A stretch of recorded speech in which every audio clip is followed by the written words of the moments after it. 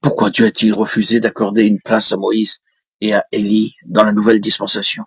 Qu'est-ce que la loi? Que sont les prophètes? Qui est Christ? Qu'est-ce que la loi? La loi est un ensemble de règles et d'ordonnances qui montrent aux hommes ce qui est juste et ce qui ne l'est pas. Elle prescrit ce que nous devons faire et ce que nous ne devons pas faire.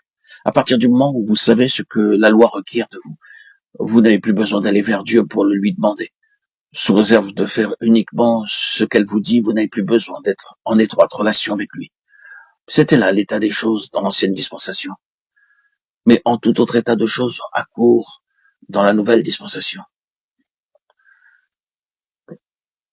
Le Nouveau Testament substitue le Seigneur Jésus-Christ à la loi. En voulant dresser 3 tentes, Pierre ne réalisait pas que Christ avait une position unique. Mais plus tard, il fit part de son expérience sur la montagne.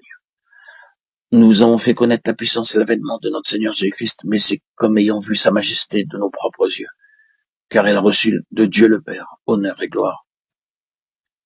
Quand la gloire magnifique lui fit entendre une voix qui disait « Celui-ci est mon Fils bien-aimé en qui j'ai mis toute mon affection ».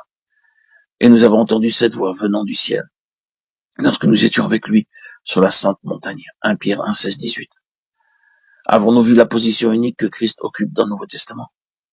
Le christianisme signifie-t-il pour nous Christ uniquement ou signifie-t-il Christ avec de nombreuses autres choses? L'entendons-nous et lui permettons-nous de nous diriger sur le chemin ou bien suivons-nous la lettre morte de la loi? La question n'est pas de savoir ce que la lettre de la loi a à nous dire, mais que nous dit le Seigneur vivant qui demeure en nous. Hélas, la tendance des chrétiens est encore d'être partisans de la loi, parce que nous pouvons être en règle dans le domaine des exigences externes de la loi, sans avoir besoin de préserver une relation intime avec le Seigneur. Nous pouvons acquérir une certaine sagesse en observant les exigences de la loi et cependant ignorer celle du Nouveau Testament qui nous incite à connaître celui qui est la sagesse de Dieu. 1 Corinthiens 1, 24.